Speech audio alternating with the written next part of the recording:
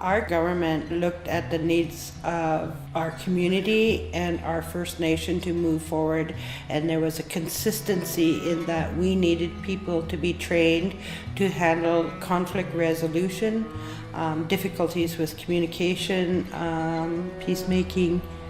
And so a group of us worked together to build this project so that our community members could be trained to help us with conflict resolution in our government and in our community.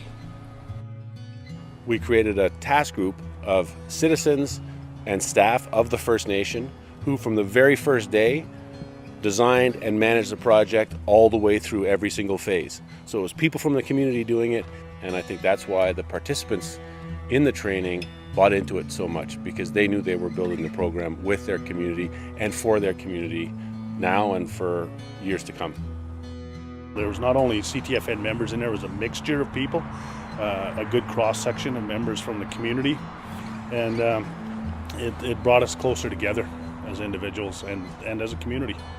I've learned a lot just on a personal level. The content was laid out in a manner that really opened my eyes with respect to how we treat each other, how we treat the community, and how we treat and respect things around us. The way we laughed and cried and teased each other, everybody was so helpful to each other.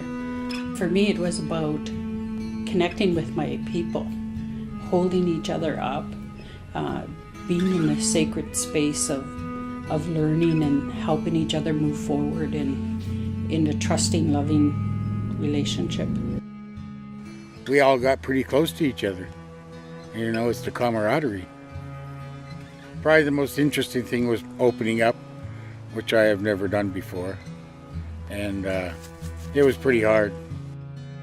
When I lived on the streets for more than half of my life, I mean, I had to make myself a certain way, or I would have never survived. I mean, you show and you sign a weakness, you're done. And I mean done. And then coming home and being an executive counselor, or a counselor then, it was hard to shake all that off. But it was good to release a lot of that stuff. It's something I've never done before. It was an interesting course.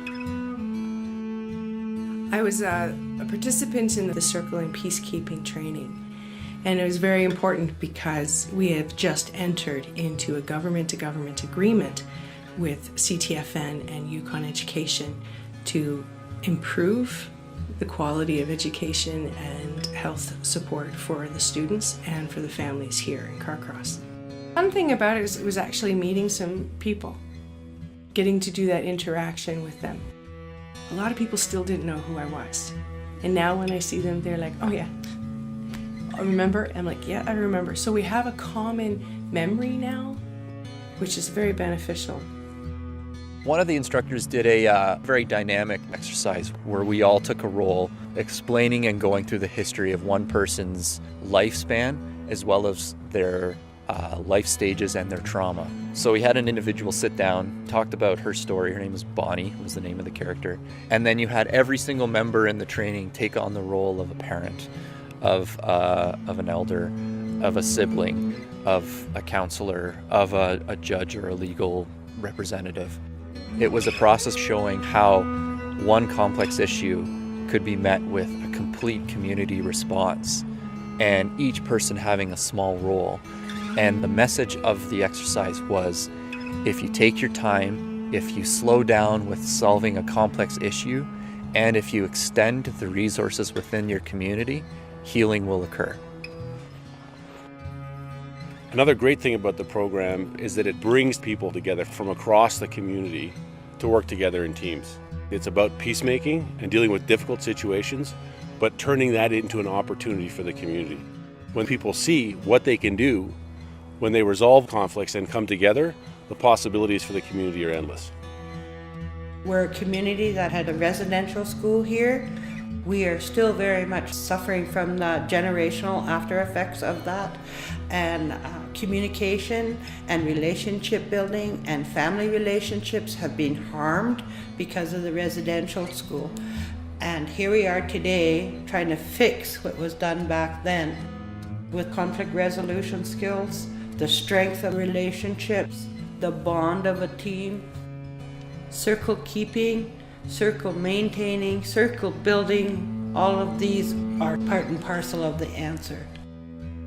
It was a really big thing to have a representative from Yukon Education in that first training group. It's acknowledging that Carcross has a history of trauma with the residential school.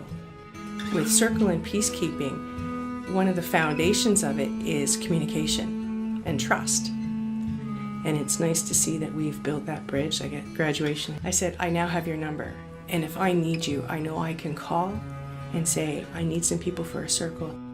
Because of what I've learned from the training and how I see it bringing the community together and creating a network system where we can help each other. I think training like this is needed not only in this community and for individuals here, but elsewhere too. I can see training like this being beneficial across other governments and for other employees. Although this was a First Nation initiative, we had support from 3 Yukon government departments: Health and Social Services, Education and Justice, and Community Services, working together to support the project. Right from the funding, but also encouraging their staff to participate, including the principal of our local community school, right down to 2 ministers of the Yukon government coming to participate in the graduation ceremony and to say their words of congratulations to the graduates and encouraging them to really move forward with this project. Peacemaking is fundamental to our people, our citizens' healing. It's relearning or re-engaging traditional virtues and values, and it's just using what we knew before. And if we know how to communicate and work out, resolve problems and issues, we have a better chance at health, healing, and well-being, and our community could move forward with less trauma and wounded spirits. In trying to build our nation, because we're the newest self-governing First Nation in the Yukon, we found that building a community is time-consuming, requires respect, requires an understanding of the other's values, and the only way our community as a whole, whether it's our First Nation community, our non-First Nation community, whether it's this organization or that organization, we need each other. We cannot progress by ourselves. Ghùch.